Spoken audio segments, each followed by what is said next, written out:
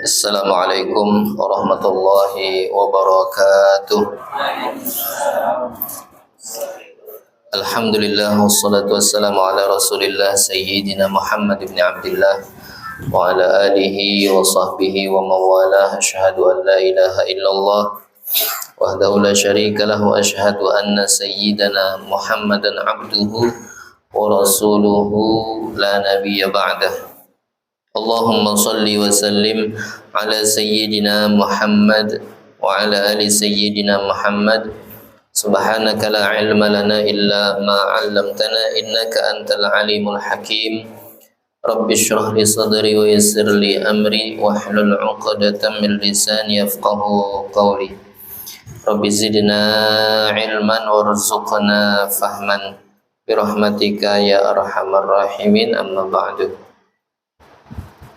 Alhamdulillah, segala puji dan syukur kita kepada Allah Subhanahu wa taala atas limpahan karunia, taufik, hidayah beserta inayahnya.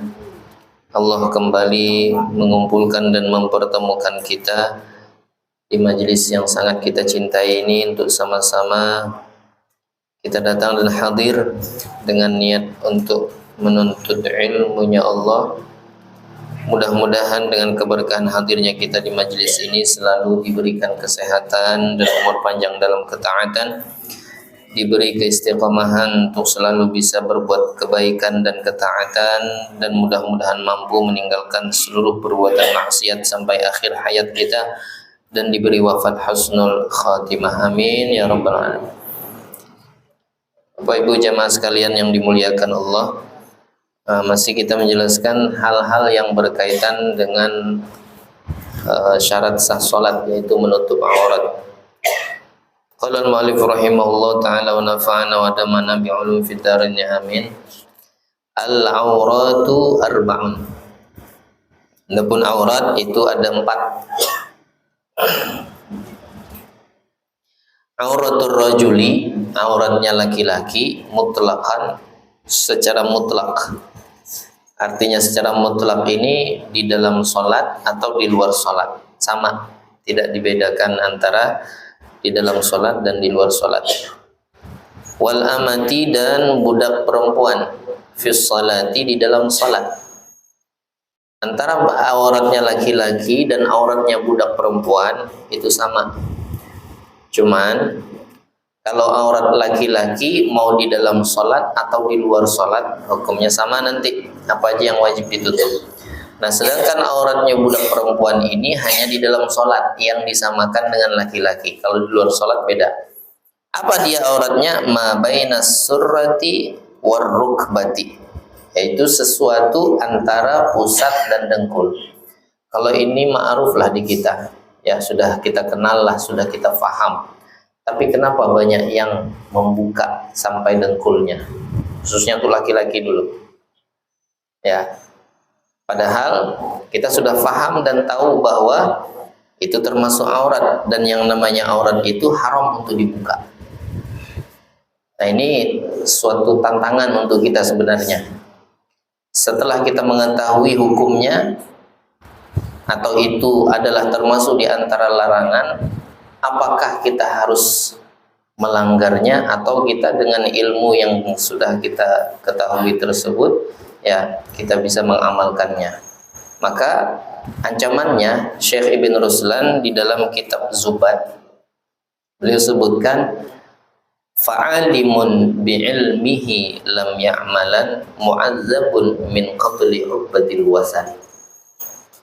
Orang alim ini maksudnya orang yang mengetahui tentang hukumnya. Tidak mesti harus alim, hafal Al-Quran, banyak hafal kitab, pandai baca kitab, enggak juga. Yang tahu hukumnya maksudnya.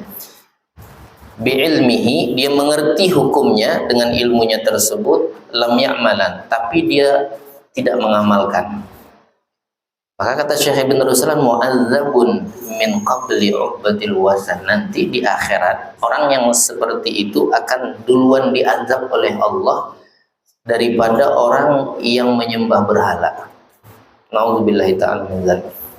Jadi di satu sisi Nabi kita Muhammad SAW mengatakan, idza kana yaumul qiyamah, nanti apabila terjadi hari kiamat,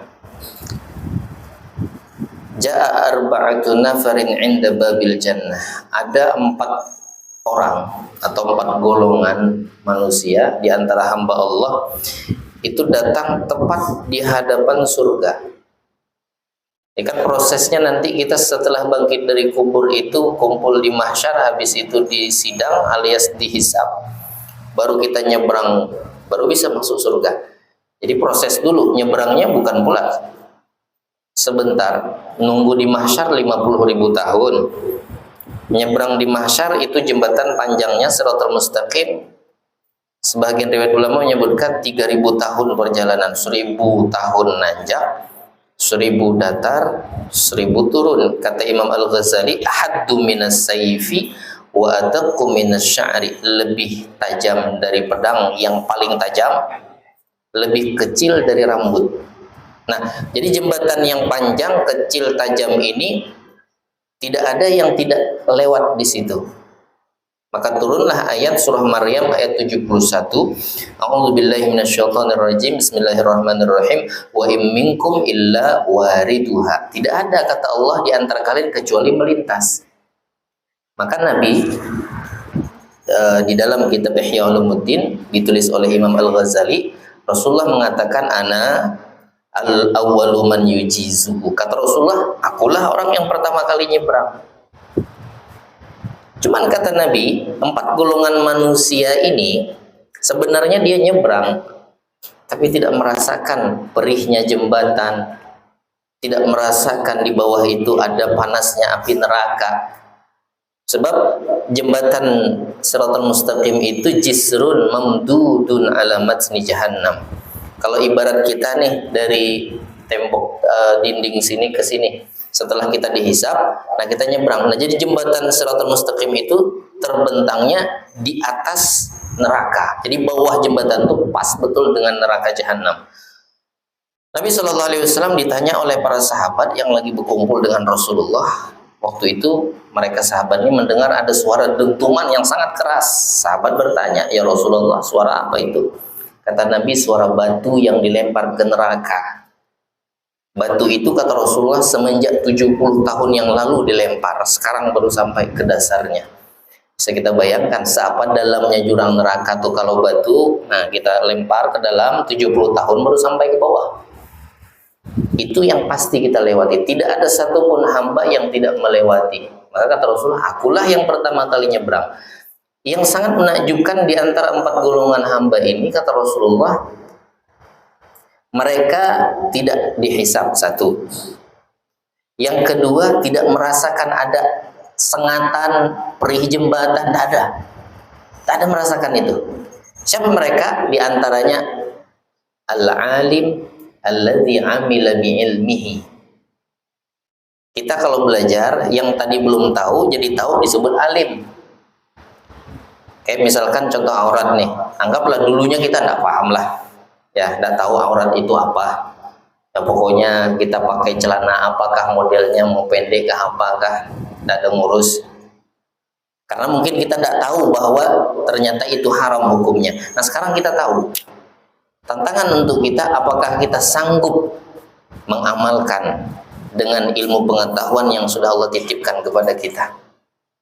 Bila kita ngamalkan, ada harapan masuk golongan di antara 4 golongan tadi, masuk surga tanpa hisab dan tidak sempat melihat ada neraka. Karena kecepatan mereka ketika menyeberang seperti kilatan petir yang menyambar. Kalbarqil khatib, kata Rasulullah, seperti kilatan petir yang menyambar. Jadi tidak terasa jembatan itu walaupun dijalani normal 3.000 tahun baru sampai, tapi karena kecepatannya secepat kilat, maka sekejap mata sampai depan surga.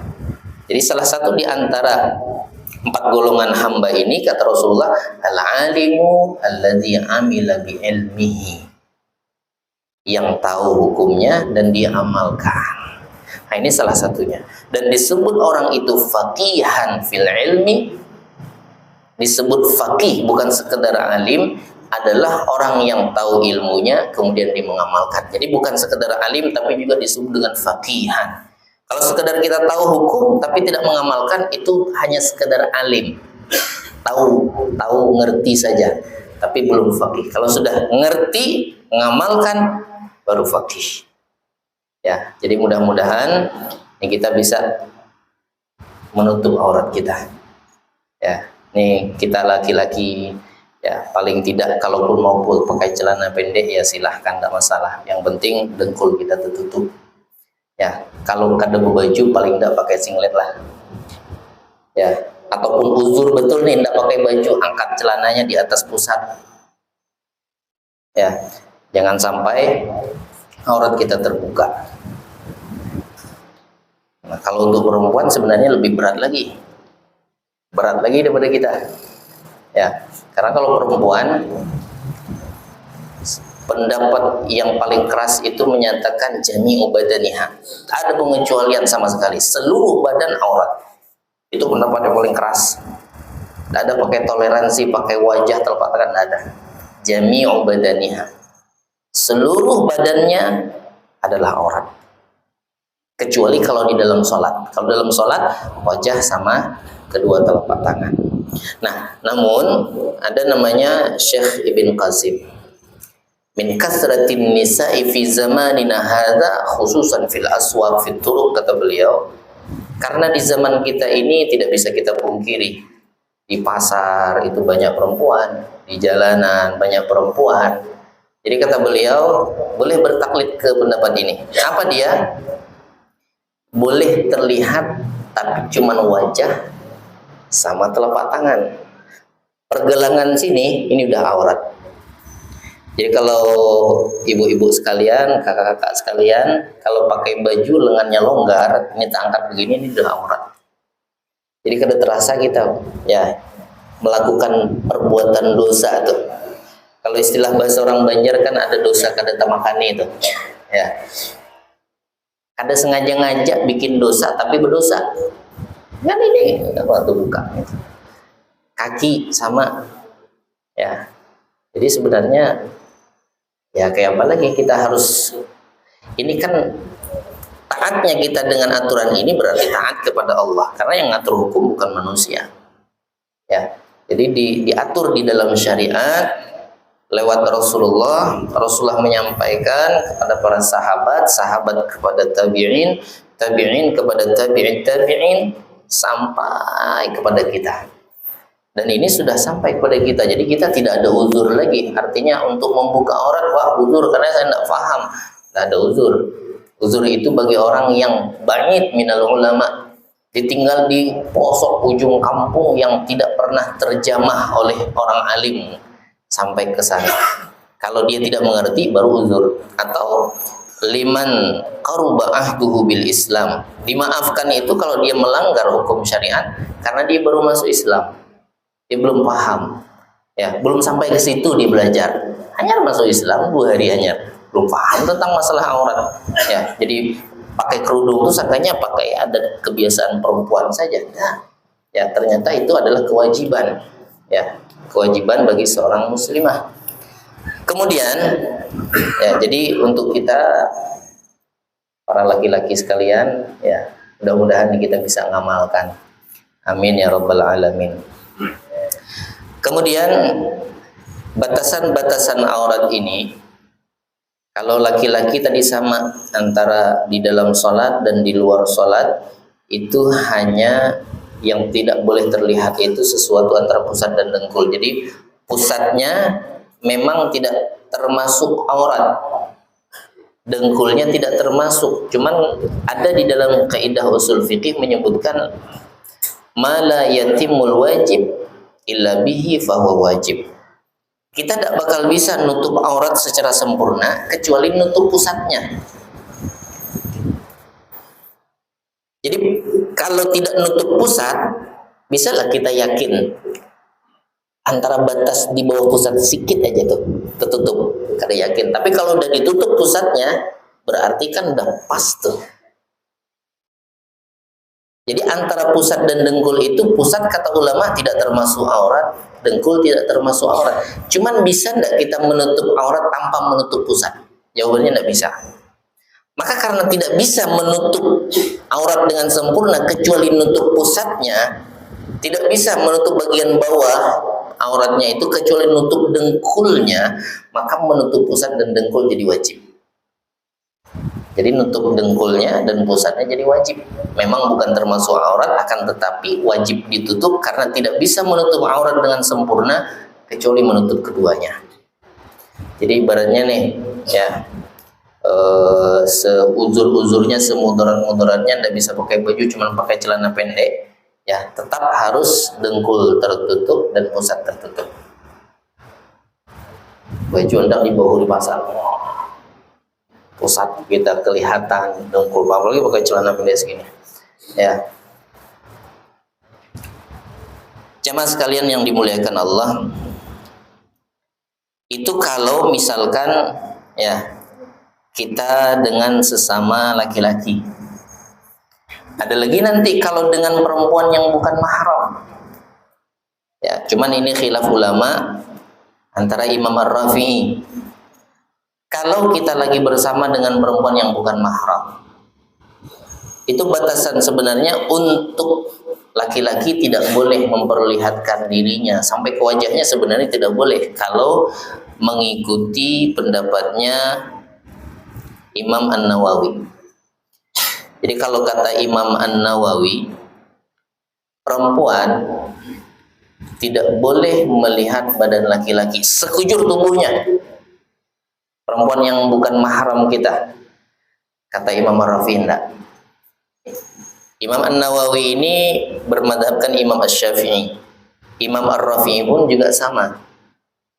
Jadi kalau ada yang keras betul itu pendapatnya, ikut Imam Nawawi berarti. Mereka menyatakan untuk laki-laki tidak boleh menampakkan diri di hadapan perempuan yang bukan mahram sekujur tubuhnya. Tapi pendapatnya sangat keras. Ya. Makanya kita kedesuakan melihat lelaki yang bercadar. Itu kan jadi fitnah ulah nanti. Ya. Jadi ikuti pendapat Imam Ar-Rafi'i saja. Kata Imam Ar-Rafi'i, jawazu nazril mar'ah ila badil rajul ajnabi siwa ma baina surati wa turbatihi illam takhaf fitnah. Cuman bersyarat, kata Imam Ar-Rafi'i, boleh, tidak apa-apa. Ibu-ibu, kakak-kakak sekalian, boleh melihat laki-laki selain antar pusat dan dengkul, dengan syarat jika tidak ada kekhawatiran timbulnya fitnah. Fitnah itu sesuatu yang menjurus kepada perbuatan zina. Namun tidak ada rasa khawatir melihat lelaki ini misalkan, tapi tidak ada kekhawatiran walaupun bukan auratnya, ya. Misalkan terlihat bagian badannya misalkan, ya, bukan auratnya. Kalau merasa tidak ada kekhawatiran bakal timbul fitnah, tidak masalah, kada berdosa. Tapi kalau sekiranya melihat itu bisa jadi timbul fitnah, bisa ada dorongan untuk melakukan perbuatan maksiat yang lain seperti perzinahan, naudzubillah min dzalik, maka kada boleh dilihat. Maka yang maco-maco itu yang gara baju di hadapan binian, ya, walaupun tutup pusatnya, strong baju segini. Kalau punya kada sanggup dia mete, ya, perempuan yang kekar, ya, strong man. Nah, jadi boleh si perempuan melihat ke badannya laki-laki yang ajnabi, tapi syaratnya itu tadi, selain antar pusat dan dengkul, yang kedua aman dari fitnah. Jadi untuk perempuan kada berdosa. Nah, untuk kita laki-laki kada boleh. Untuk kita laki-laki kada boleh. Karena auratnya perempuan itu hanya sebatas telapak tangan sama wajah. Itu aja. Mun yang lain itu kada boleh. Dosa kita. Kayak banyaknya dosa kita. Imam Asy-Syafi'i tanpa disengaja saja itu menghilangkan kekuatan hafalan beliau ketika beliau keluar rumah melihat betis. Di atas mata kaki itu kan betis, antara dengkul sama dua mata kaki. Keluar beliau dari rumah, terlihat betis perempuan yang bukan mahram beliau. Tidak disengaja pula, habis itu langsung ditundukkan. Berkurang kekuatan hafalan Imam Syafi'i. Makanya kada aneh kita, susahnya kita menghafal, karena bastilah kita mite, ya. Bastilah itu bersengajaan mite. Kada ada di hadapan mata bercari kita. Kita bercari kan? Sengaja melirik itu kan nyari namanya. Lain kalau sekedar papasan mungkin tidak disengaja. Ya. Ini wah, itu kan sengaja. Ya Allah, kalau kita ingat model macam kayak apa dosa kita? Dosa kita nih. Makanya ya tanpa kita sadari pula dengan keikhlasan kita duduk di majelis ini, malaikat istighfar, ikan istighfar, seluruh daripada binatang-binatang yang ada di atas muka bumi memohonkan ampun. Ya Allah, ampuni dosa yang dudukan di majelis ya Allah. Amun kada kayak itu kita bahaya. Makanya kata almarhum Habib Salim bin Abdullah Syafiri, kalian nanti bakal merasakan manfaat hadirnya majelis ilmu inda sakaratil maut. Ketika ruh kita ini hendak lepas, ditarik sama malaikat Israel, baru kita rasa tuh faedah duduk di sini nih. Namun ini mungkin ya sebagian mungkin kita bisa merasa ketenangan, sebagian mungkin enggak, biasa-biasa aja. Habis majelis ya biasa ya. Jadi mudah-mudahan nih kita selalu bisa istiqomah, dibimbing oleh Allah. Barang kita duduk aja, anda paham kah, tidak kah, duduk aja. Ya, insya Allah kadang bakal sampai 2 jam. Ya, paling lawas kita nih kan duduk sejam lebih selesai. Tapi secara tidak langsung dosa kita rontok, dihapus sama Allah Subhanahu Wa Taala. Jemaah sekalian yang dimuliakan Allah. Kemudian ada kalanya kita untuk masalah aurat ini ketika berada dengan perempuan yang mahram kita. Mahram kita tuh misalkan adik, ponakan, kemudian sama bibi kita yang sebelah bapak atau bibi dari sebelah ibu, itu kan mahram semua. Ya. Nah, untuk perempuan ketika bersama lelaki yang mahram adiknya kah, abangnya kah, pamannya kah, ya, ponakannya kah, aurat yang mesti harus ditutup sama kayak laki-laki. Jadi kada semestinya perempuan itu menutup rapi sampai seperti mana di hadapan laki yang bukan mahram. Kalau sama adik beradik sama kayak laki-laki, ma bainas surrah war rukbah. Cuman bersyarat ketika aman dari fitnah. Begitu juga, mohon maaf, adik kakak kan mahram. Ya biasalah duduk berduaan. Misalkan nih, ya misalkan yang perempuan pakai baju lengan pendek, tidak berkerudung, tidak masalah. Tidak ada masalah. Itu tidak haram. Tapi bila yang laki-laki ini melihat dengan timbul rasa atau syahwat, maka haram. Walaupun dua beradik, ya walaupun dua beradik, atau dengan bibi misalkan, cuman bibinya masih muda, ya, ading mamaknya yang paling bungsu lah seumuran waninya, itu kan mahramnya. Wudu tidak batal, boleh-boleh aja dia duduk berduaan di hadapan TV nonton bola Indonesia musuh apa dah? Yang apa tuh? Guinea apanya? Tidak masalah. Tapi bila tidak aman dari fitnah haram. Jadi kata almarhum abangnya Habib Umar bin Hafid, ada namanya Habib Ali Al-Masyhur, Mufti Tarib. Beliau ini ketua muftinya. Jadi kalau ada mufti yang lain berfatwa, ibaratnya jawaban dari mufti yang lain nih kumpulkan ke beliau, nanti beliau yang putuskan. Ya, namanya Habib Ali Al-Masyhur bin Muhammad bin Salim bin Hafid bin Syekh Abu Bakar bin Salim. Anna sautal mar'ati laisa bi'auratin walakin fihi fitnatun. Sesungguhnya suara perempuan itu bukanlah aurat, akan tetapi di dalam suara perempuan ada fitnah. Ketika ada timbul fitnah, maka perempuan itu berdosa. Misalkan pas dia telepon mendayu-dayu, itu bisa menyebabkan orang timbul hawa nafsu, haram, berdosa jadinya. Awalnya nyimpan diri tidak apa-apa. Ya, ini halo, lembut banget. Orang tua aja merinding dengar suaranya. Ya, kakek-kakek sudah padahal, tapi didayu dilembut-lembutkannya. Ya, maka bila timbul fitnah itu kata beliau haram. Jadi sama ketika dua beradik sesama mahram, jangan kita terus merasa aman dari fitnah. Jadi jangan terlalu jual lah. Istilah bahasa orang sekarang apa? Terlalu vulgar. Walaupun dua beradik, ya tetap harus alangkah bagusnya lagi ditutup. Ya, rambut pun tidak terbuka. Kalaupun terbuka, tidak masalah. Itu syaratnya tadi. Bila aman dari fitnah, maka cukup tertutup antara pusat dan dengkul, walaupun dia perempuan. Tapi sesama mahram, sama adik, sama abang, sama abahnya, sama pamannya, ya, sama ponakannya, nah itu mahramnya. Cuman harus aman dari fitnah. Kemudian ketika kalau untuk suami istri la aurata laha wa la aurata lahu. Untuk laki ke perempuan tidak ada aurat kalau suami istri.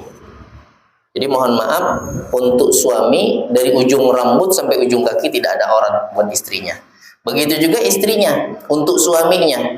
Ketika istri melihat suami tidak ada aurat. Cuman ada batasan adab. Ya, ada batasan adab yang tidak boleh diperlihatkan, cuman tidak haram. Ya, kata haram kata. Jadi kalau untuk suami istri, nah itu tidak ada aurat. Kemudian yang berikutnya, ketika perempuan bersama perempuan yang dikatakan perempuan fasiqat atau perempuan kafirat. Jadi kalau ibu-ibu sama perempuan juga, tapi perempuan-perempuan yang fasik. Siapa perempuan fasik? Pertama, allati irtakabat kabiratan, yang pernah melakukan dosa besar, itu perempuan fasik. Au yusitusir ala saghiratin, tidak berhenti walaupun dosa kecil, tapi kada berhenti terus melakukan dosa kecil. Yang ketiga, atau ghalabat ma'asiha ta'ataha, lebih banyak maksiatnya untuk kesehariannya, dilihat keseharian itu lebih banyak maksiat daripada taat, dia fasik. Dia dihukumkan perempuan fasik walaupun Islam, muslimah. Nah, ketika perempuan yang tidak fasik atau perempuan berkumpul dengan perempuan yang fasik yang tadi saya sebutkan, pernah melakukan dosa besar atau terus-menerus melakukan dosa kecil, atau lebih banyak maksiat daripada taat, maka didukungkan imra'atun fasiqat. Maka batasan daripada aurat walaupun sesama perempuan, ma la yabdu 'indal mihnah falladhi yabdu laysa bi'auratin huwa ar-ra'su wal wajhu wal 'unuq. Pertama, yang boleh terlihat sesama perempuan nih, tapi kumpul dengan perempuan-perempuan fasik. Pertama, kepala boleh nampak atau apa? Yang pertama. Yang kedua, al-wajhu. Jadi kepala ibaratnya sesama perempuan, tapi kumpulnya sama perempuan yang tidak baik, ya perempuan fasik, tidak berkerudung, tidak masalah, boleh. Kemudian al-unuq, punuk kita nih, leher, boleh terlihat. Wal yadan ilal adudain, kedua tangan dari ujung sini sampai sini, ototnya nih. Nah, jadi ibaratnya kalau bahasa kasarnya pakai baju segini tidak apa-apa. Kemudian dari kaki warijlani ila rukbatain, dari ujung jari kaki sampai dua dengkul, lebih tertutup dibandingkan dengan lelaki yang mahram. Padahal kan mereka sesama perempuan, tapi kumpulnya perempuan-perempuan fasik, maka harus lebih tertutup dibandingkan lagi kumpul sama adik yang lelaki atau abangnya. Kalau yang sama adik lelaki atau abangnya kan tadi yang aurat hanya antara pusat dan dengkul saja. Tapi kalau kumpul sama perempuan-perempuan fasik atau perempuan kafir yang tidak muslimah, maka harus tertutup selain yang tadi disebutkan. Yang boleh terbuka kepala, wajah, leher, dari ujung jari tangan sampai lengan atas sini, kemudian dari ujung jari kaki sampai dengkul. Selain itu wajib ditutup. Kemudian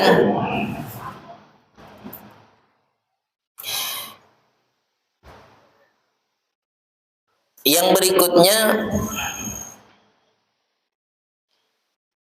indar rijalil ajanib.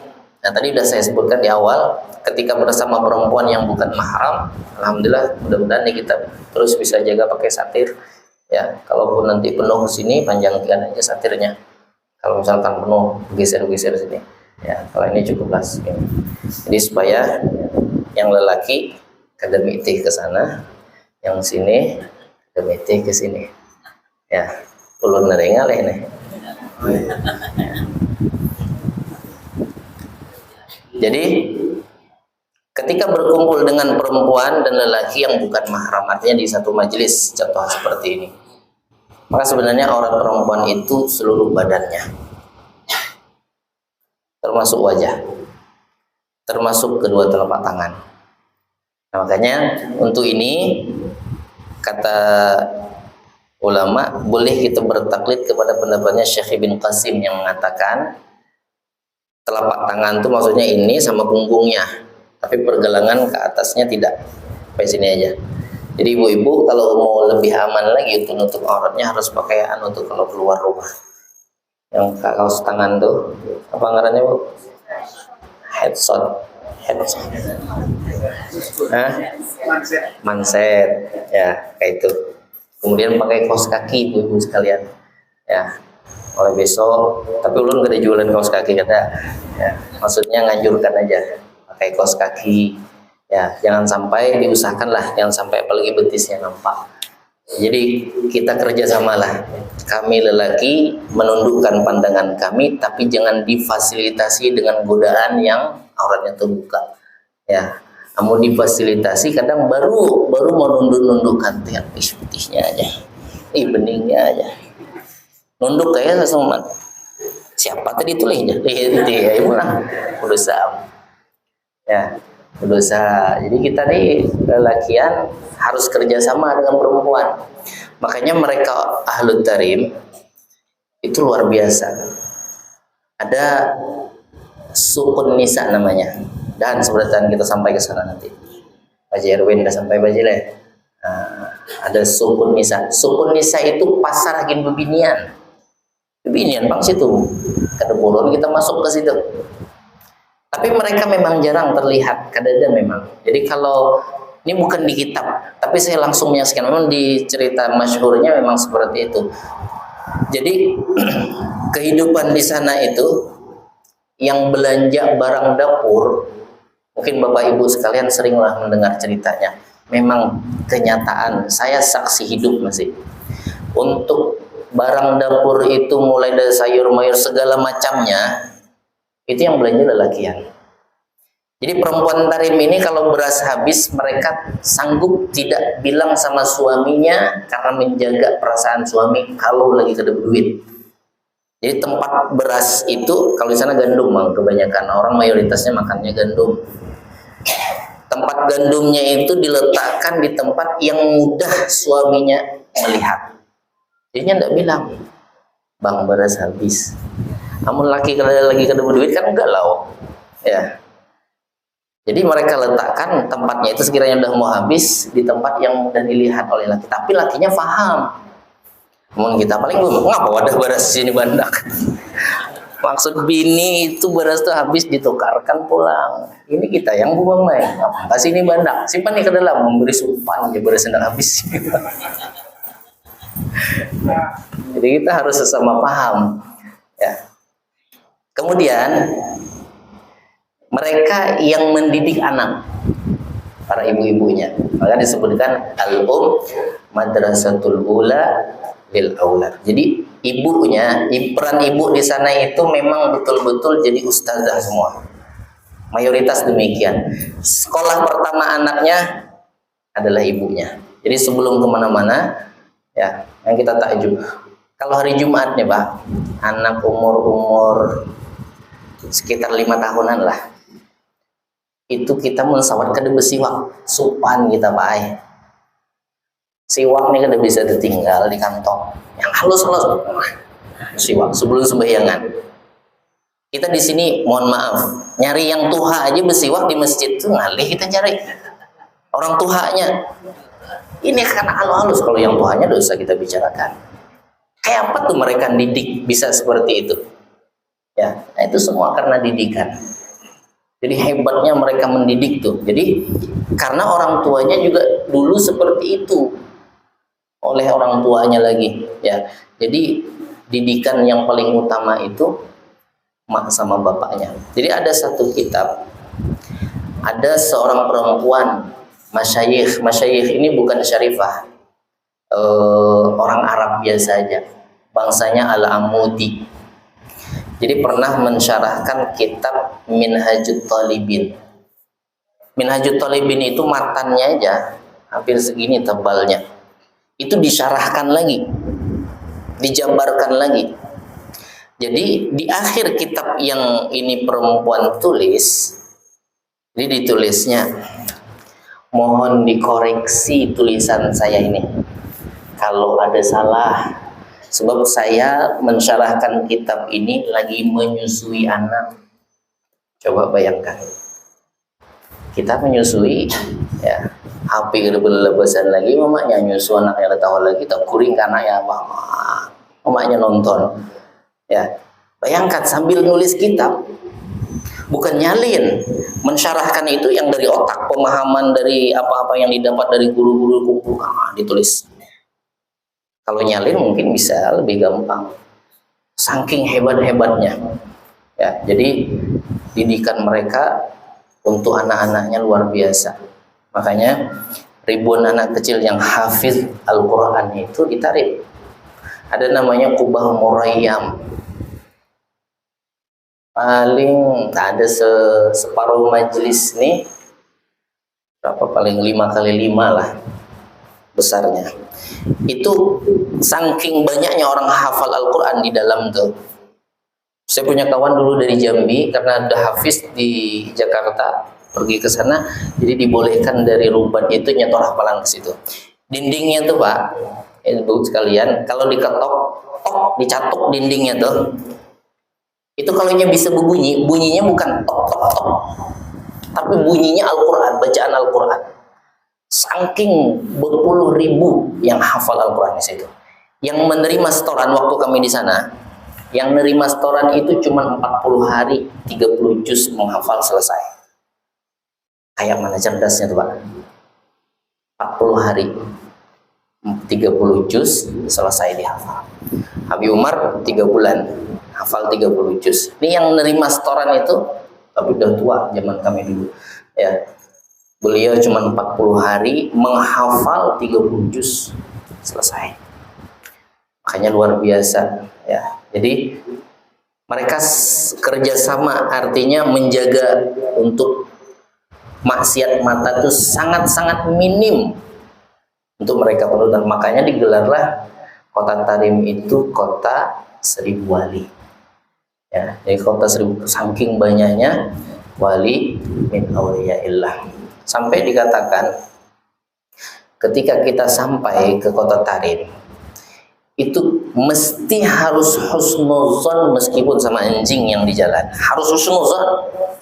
Kita anjing bang sudah, ya apanya ya nanti dihusnuzon kan, udah mungkin ustadz gitu tuh kan, jelas ya anjing bang. Tapi kalau di Tarim beda, harus husnuzon, dia lebih baik dari kita.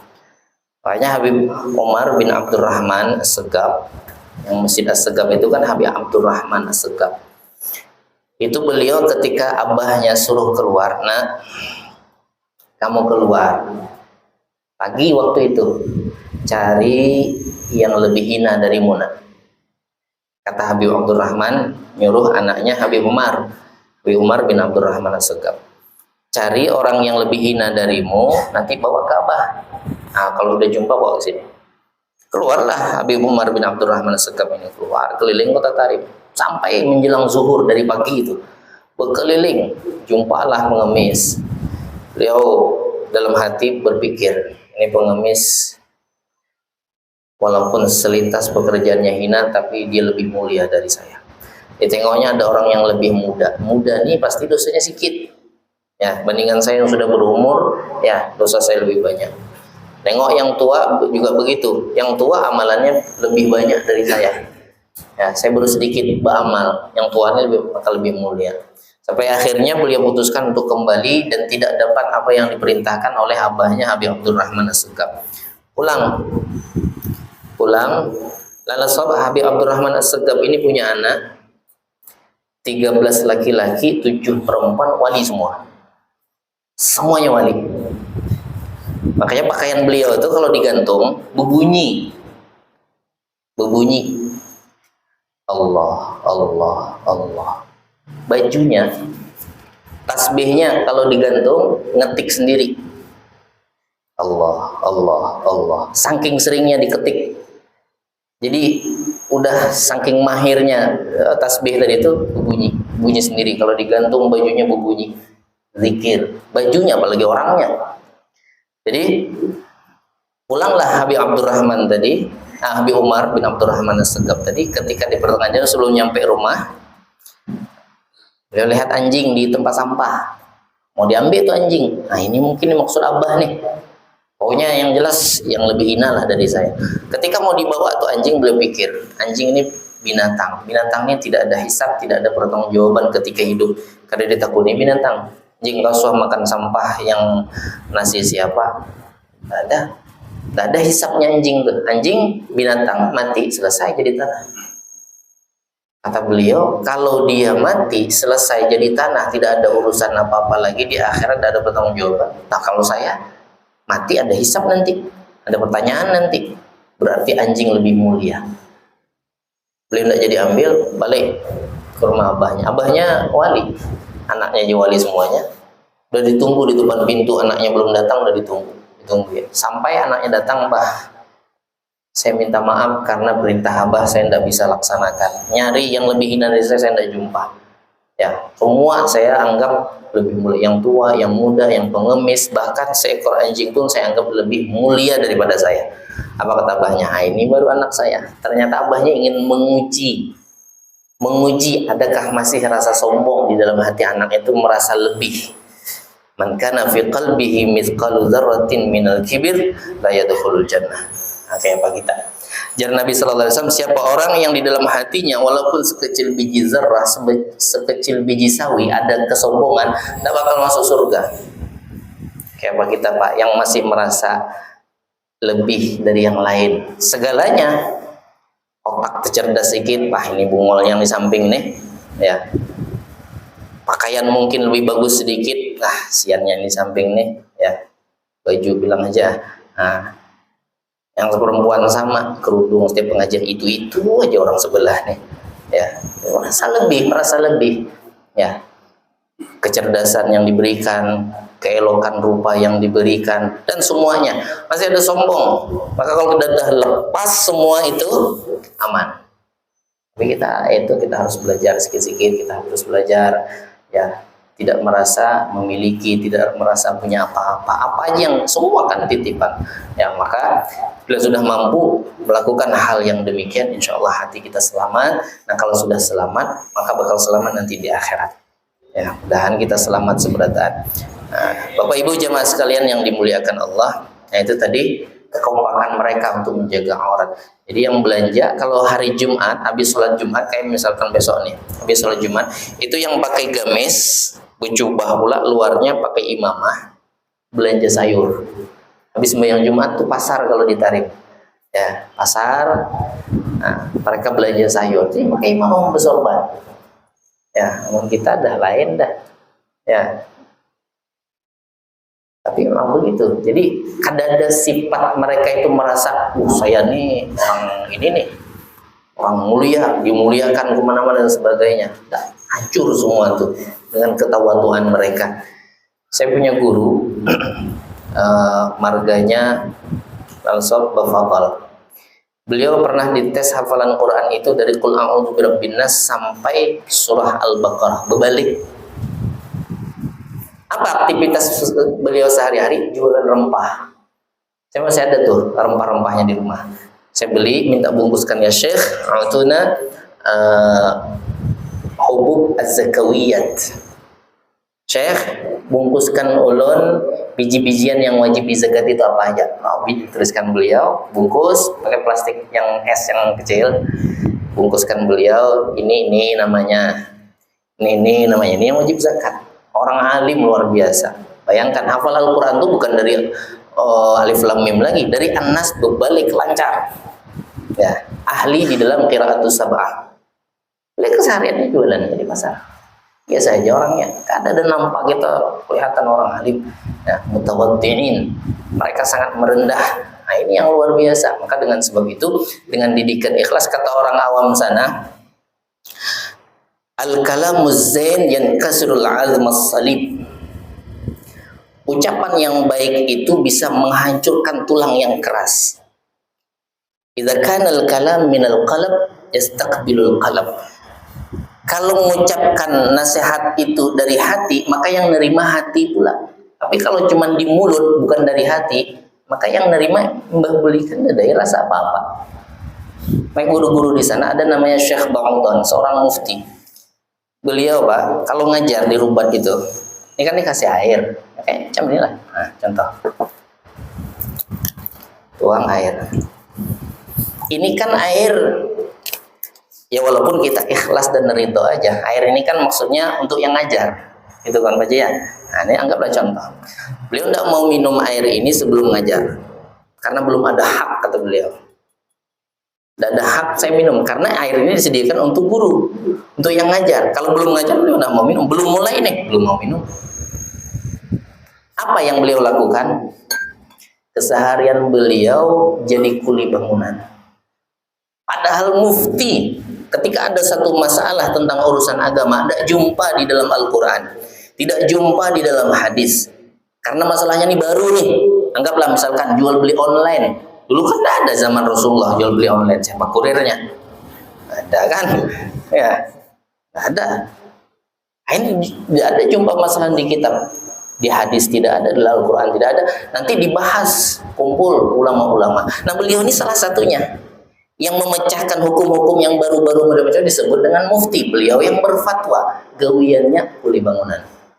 Kayak apa tawadunya? Sudah kita lah 2 kali 3 kali hanya hadir pengajian. Aduh, siannya li yang ada ngajian tuh. Ya, salah-salah masuk neraka buannya tuh. Kita baru 2-3 kali hadir di pengajian, macam kita mulia untuk rasanya. Jadi dengan sifat yang seperti itu mereka menghancurkan sifat-sifat yang sombong itu tadi. Ya, jadi kita sikit-sikit belajarlah ya tentang masalah hati kita supaya hati kita ini bisa bersih. Pertama diantaranya adalah dari sifat-sifat kesombongan. Jemaah sekalian yang dimuliakan Allah, ini mana tahu ada yang hendak menuruti, ulun kisahkan aja. Mana tahu ada yang mau ngikuti. Ya, jadi kalau orang sana tuh Pak, ketika ada tamu masuk ke dalam rumahnya, itu tidak ada aktivitas tuan rumah yang kelihatan oleh tamu. Ada aktivitas yang kelihatan. Jadi rumah mereka itu, saya sempat beberapa kali ada namanya Doan. Doan itu disebutnya Wadiyus Salihin, lembahnya orang soleh. Saya punya guru namanya Habib Soleh bin Umar Lantas. Sering santri dibawa ke sana. Tidak pernah lihat keluarga beliau. Anak-anaknya tuh entah di mana, padahal di rumah itulah. Jadi ternyata ini misalkan kita anggaplah rumah kita nih, rumah. Jadi pintu depan, jadi kalau misalkan ada tamu itu masuk langsung ke ruang tamu. Jadi ruang tamu itu apa bahasanya, tertutup privasi ya. Di situ sudah disiapkan toiletnya kalau misalkan ada yang mau buang hajat, buang air kecil. Jadi ketika tamu masuk ke dalam rumah kita, itu khusus memang ruang tamu, tidak ada jalur untuk sahibul baitnya di situ. Jadi sahibul bait itu jalur lain. Mau laki kamu perempuan kan jalur lain. Jadi tidak ada yang terlihat. Jadi bila ada tamu di rumah kita, di dalam berkurung di dalam rumah, tapi tidak ada tembus kemana-mana. Memang disiapkan nanti pintu-pintunya. Di rumah orang sana tuh pintu-pintu. Nanti di ruang tamu itu ada 2-3 pintu. Karena datang tuan rumahnya yang lelaki nih, ngantarkan air, ngantarkan makanan. Jadi tidak ada aktivitas ruang tamunya, ruang kumpul keluarga. Karena tahu kita sebagai, jadi masuk ke pintu tuh langsung wadah tamu bang sudah. Jadi dibikin mereka lagi jalan untuk aktivitas keluarga. Dan tidak akan masuk tamu laki-laki ke dalam rumah tersebut, namun kada ada laki-laki di dalam. Nah ini yang harus kita pesan kepada bini-bini kita. Ya, kecuali kalau mungkin mahramnya.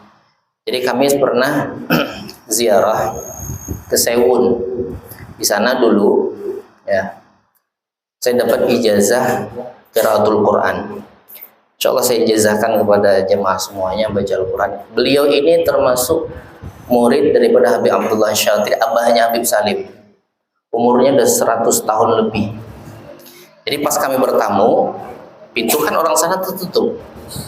Dia pencet bel, berbunyi, ada mikrofon kotak kecil di samping bel tuh. Man fil kharij ana fulan bil fulan. Bagaimana anta? Mau jumpa siapa? Mau jumpa Habib Anu, misalkan namanya Habib Fulan bin Fulan. Oh, intazir syuaya. Ada yang istumat jersiden. Ini misalkan anaknya tahu siapakah yang di dalam nih. Jadi karena ada yang bukakan pintu tuh, ini dari jauh aja pakai tali. Karena kunci pintu tuh, tariknya terbuka pintu. Karena orang sana udah biasa, langsung ke ruang tamu. Ya, mun kita di sini, apalagi udah akrab sampai ke padu. Tamu tuh tadi, dapur. Nah, yang apa tuh aja? Takajud tuan rumah. Bila masuk orang. Ya, orang sana ada. Itu buka pintu tuh, langsung ke ruang tamu tuh. Jadi kami hadir di situ duduk. Nah, di situ ulun mengambil hikmah luar biasa orang di sana menjaga. Jadi kalau tujuan kita kada jelas, inya begini, udah bakal nerima. Suruhnya bulik. Misalkan yang hendak kita tuju ini orangnya kada ada. Alafu minnukum, ya fulan maafi. Si anu kada ada aja. Belikan ini, lawang kada terbuka. Makanya kita dengan perempuan-perempuan kita di rumah, bila tamu tuh lelaki, nah kita harus pesankan bagi yang bukan mahram. Jangan biarkan mereka ngobrol di dalam. Ya, jangan biarkan. Begitu juga, ya, yang si tuan rumah jangan disuruh masuk. Kalau tujuannya nyari ibu-ibu misalkan, ini tamu tujuannya nyari suami ibu, jangan diterima suruh masuk ke dalam, karena ibu bukan mahram. Bila ibu berduduk berdua dalam berdosa, walaupun tidak melakukan hal yang membuat berdosa, tapi khalwatnya sudah berdosa. Duduk berdua, tamu laki ini padahal, maaflah, anu abahnya ada, jadi kainah aja pulang. Ya, wah penting nih, kadang yang datang nih juga kada paham.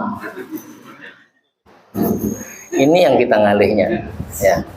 Nah, jadi nanti diterima, ya, untuk baca Al-Quran. Memang tidak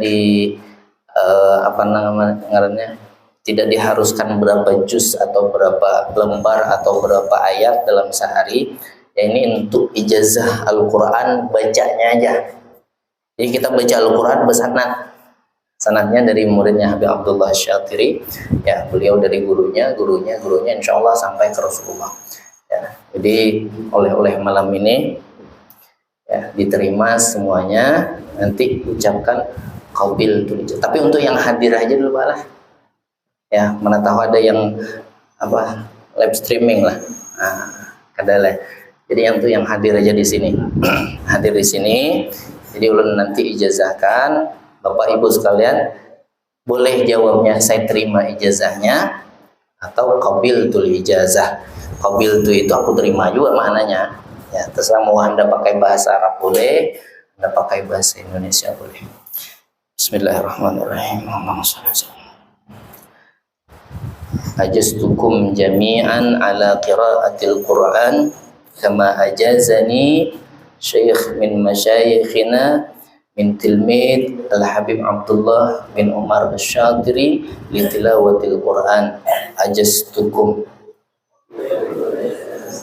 Kelas berarti udah ijazah Bapak sekalian baca Al-Quran. Nah, jemaah sekalian yang dimuliakan Allah. Kemudian habis selesai kita bahas masalah aurat, baru kita masuk nanti rukun sholat. Di rukun sholat ini nanti ada 17, kalau yang di sini banyak versi yang mungkin sudah saya sampaikan, ada yang bilang 13, ada yang bilang 14, ada yang bilang 17, 18, 19 sampai 20. Kita yang 17. Nah, kita yang 17, nanti yang 17 itu dibagi 4. Ada namanya nanti rukun qalbi, ada rukun fi'li, ada rukun qauli, sama rukun i'tibari. Insyaallah nanti di kajian yang akan datang akan kita bahas. Mudah-mudahan apa yang saya sampaikan pada malam hari ini bisa kita amalkan, khususnya tentang masalah aurat tadi ya, untuk menjaga aurat kita, untuk aurat kita sesempurna mungkin ya. Kita bertabarruk dan mengambil keberkahan dari guru-guru kita, dan kalau ingin hubungan kita dengan guru tidak terlepas, ada ta'alluq terus, kata Habib Umar bin Hafid, sering-sering tawasul sama guru kita ya. Jadi Bapak sekalian ya, tawasulnya nanti misalkan ingat nih, baca Fatihah khususnya ila ruh siapa? Ya, yang ingat nih guru kita siapa? Nah, kalau kita ta'alluq terus bertawasul ke dia, insya Allah hubungan batinnya nanti muncul. Zahirnya memang jauh, tapi batinnya dekat. Jadi guru tuh connect sama kita, kita pun dapat connectnya, koneksi batinnya yang ada kelihatannya. Jadi itu dulu yang harus kita lakukan, sering-sering bertawasul, menghubungkan diri kita dengan guru kita. Yang kalau ada hajat sesuatu ya, tawasul dengan guru, dengan keberkahan guru-guru kepada gurunya, ya Allah saya minta nih hajat ulun dikabulkan. Jadi tawasulnya kepada guru, mintanya tetap sama Allah. Contoh sederhana, misal kita punya hajat, minta agar supaya hajat kita ini diberi oleh Allah kemurahan rezeki misalkan. Ya, tawasul kepada guru-guru kita yang kita ingat, kemudian minta sama Allah dengan asbab atau wasilah guru-guru saya ini, mudah-mudahan dikabul hajat saya. Karena kita punya guru, ya, kita punya guru, guru kita punya guru, guru kita berguru lagi, guru kita berguru lagi, guru kita berguru lagi. Maka itu nanti silsilah rantai nasab atau apa ngarannya, silsilah keilmuan kita itu menyambung langsung kepada Nabi kita Muhammad SAW. Maka kalau kita ingin dapat hubungan batin dengan guru, sering-sering bertawasul sama guru itu. Bukan saya yang nyampaikan, tapi Umar bin Hafid. Jadi kalau ada ingin hubungan batin dengan guru, sering-sering mentawasulkan dengan guru. Guru kita siapakah ya? Nah, sering-sering bertawasul kepada guru kita. Makanya ulama-ulama, guru-guru kita terdahulu, bila tawasul kada suatu tinggal peguruan-peguruan sidin, mesti disebut mau yang masih hidup kah atau apalagi yang sudah meninggal. Ya, supaya ada hubungan batin. Jadi kuat nanti koneksinya. Macam kayak ibu dengan anak. Ibu kadang bisa merasakan anak tuh kada sehat, bisa ibu walaupun anaknya tidak ada di sini. Gelisah, kada nyaman guring, ya telepon anaknya. Nak lagi apa? Minimal lagi kada nyaman awak ya. Pantas saja aja mama kada nyaman guring. Itu koneksi batin namanya. Ya, hubungan batin. Jadi kita guru mengingat kita sehingga kita didoakan. Jadi guru kalau sudah kita ada dalam hati guru kita aman. Ya, insya Allah diberikan kemudahan dengan wasilah guru-guru kita. Maka dengan sebab itu mudah-mudahan kita semua dapat keberkahan ilmu dari para guru-guru kita. Mungkin inilah yang bisa ulun sampaikan untuk malam hari ini. Ya, mohon maaf karena banyak kita ngajinya nih, banyak kisah nih.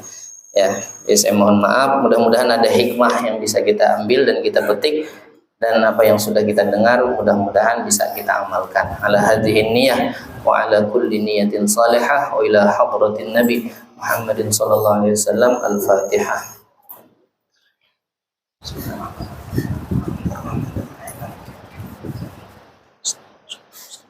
Shiratal ladzina an'amta 'alaihim ghairil maghdubi 'alaihim waladdallin. Amin.